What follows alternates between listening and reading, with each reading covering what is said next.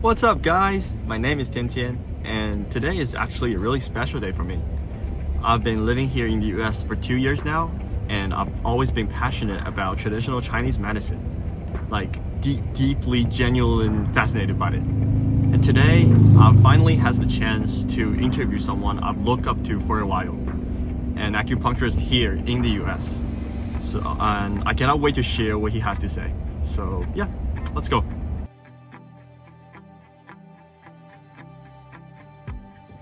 Hi, I'm Tian Tian, and today I'm here with Dr. Shi. I'm going to interview him a few questions about his journey as a acupuncturist. Dr. Shi, please briefly introduce yourself to our audience. All right, thank you, Tian Tian, for having me here. I'm John Shi, Dr. Shi, the licensed acupuncture in the States, and also I've been practicing for over 10 years in the States as well. And I've been graduated from Nanjing University of Chinese Medicine for 8 years. I'm also a physician in China. And thank you for having me. Yeah, that's amazing. Okay, so we'll start with our questions. My first question is, what first drew you to traditional Chinese medicine? Are there any specific moments or experience that set you on this path? Yeah, so what first drew me on traditional Chinese medicine is because influenced actually my father's experience when I was young. My dad got a severe car accident and they suffered from chronic pain and throughout his body afterwards. So he eventually found out acupuncture really helps him. So that influenced me when I was a child, and I want to use acupuncture and herbal supplement to help other people as well. Yeah. So that experience did impact me, and I saw firsthand how acupuncture can help, not just physical but emotional as well.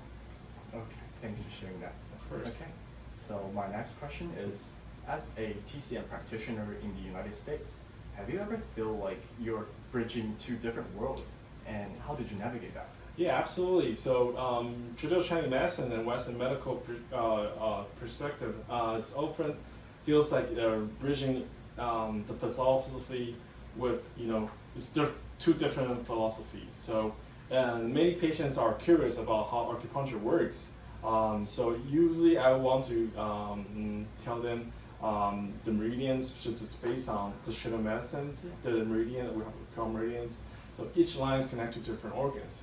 But also I will brief about how Western medicine perspective, because it transfer, and when we insert at the specific points, it stimulates your neurotransmitter to your spinal cord, your muscle, and to your brain.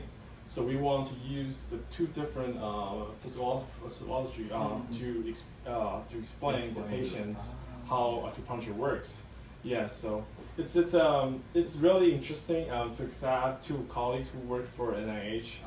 They also had doing a lot of research about how acupuncture works, and also they do clinical studies at the National Institute of Health.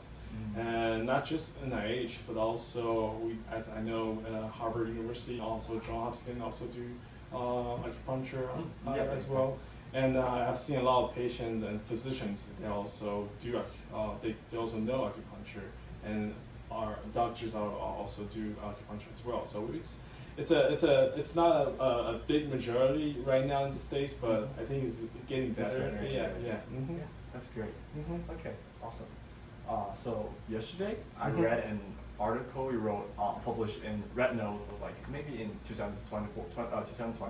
Right. In that article, you flagged the rise of dry needling by physical therapists and chiropractors as a notable trend. Right. So they're using the same needles as TCM use, but just different philosophies. Right. So what do you think of this competition? Did you think? Well, so I think it's more competitive than simply calling it competitions. So dry needling and acupuncture, we use the same tools, but the training and diagnosis systems and treatment plan is completely different. So physical therapy, they focus on trigger points, but for us, we focus on the meridians. So some acupuncture points are the same trigger points that we use. They also stimulate around that fascia that can relieve the pain. So in many cases, we see physical therapy that also get better results as well. So, but they only complete in the state. They only complete like 50 to 200 hours of the training and to get the certifications. But for us, in contrast, as an acupuncturist in the state, when they graduate, they need to at least 2,000 to 3,000 training of acupuncture. So it's covering the safety, traditional therapy as well. So in some ways, they can create opportunities for collaborations, and professional standards are extremely important as these fields continue to overlap. Yeah, that's great. Thank you so much. Okay, sounds good. So heading on to my last question. Yes. Yeah. Have you like started to notice that your patients are getting younger Oh, over the yeah. years? Yes, definitely. So if so, like, did you like think there were like there's reasons behind that? I think definitely notice younger patients seeking treatment more frequently, especially for stress related or pain management. Like, because we all look on the cell phones, Yes. and we get like poor posture using on the laptop as well. And I think the modern lifestyle playing a major role because it's a long hour setting. We see a lot of patients not just referred by their friends and family, but also some physicians that are open-minded and they're willing to try. They will suggest the patient to try acupuncture in the first place. So nice. that can, to avoid of getting surgery or getting instead of surgery. yes, yes. So or injections. So acupuncture is pretty safe. The side effect of your acupuncture is only like minor bleeding or bruising. That's So it's a natural way of treating patients because your body has the ability to heal itself. So nowadays they see on the internet and they know, oh, okay, acupuncture that really works for them, and then they also have a lot of influencers that also shows some acupressure points that really help with such as headaches and dizziness or stress.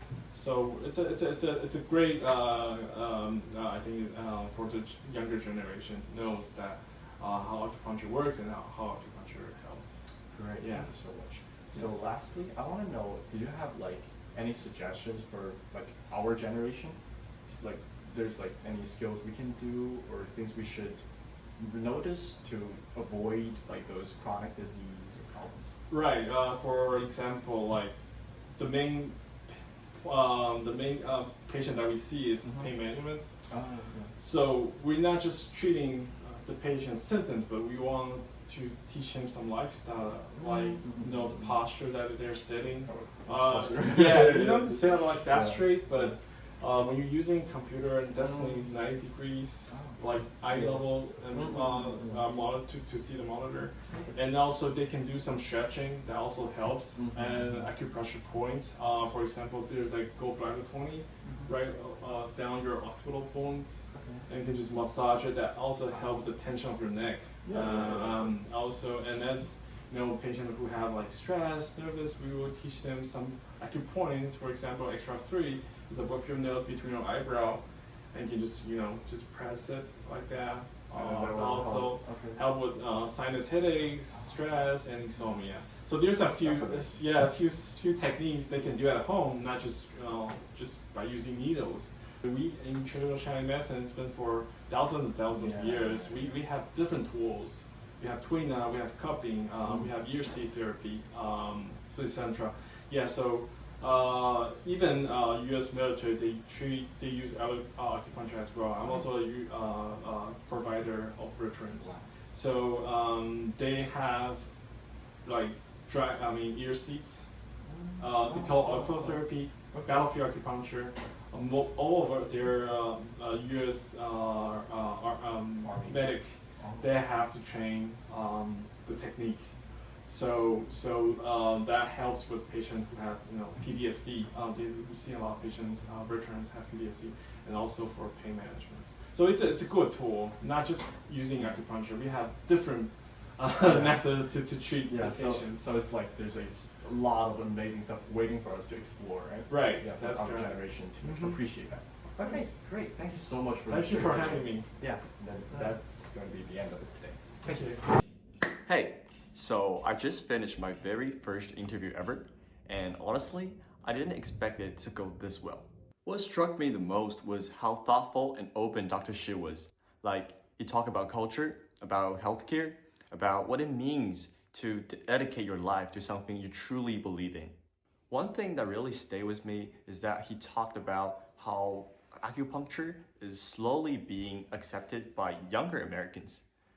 More and more people are starting to realize that acupuncture is not just for pain, but also for stress, burnout, anxiety, which are things that our generation deal with every day.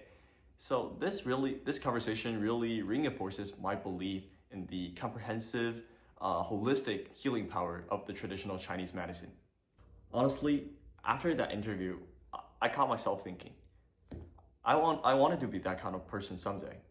Someone who's not only good at what they do, but also who genuinely puts other people first. So yeah, more to come. Thanks for watching.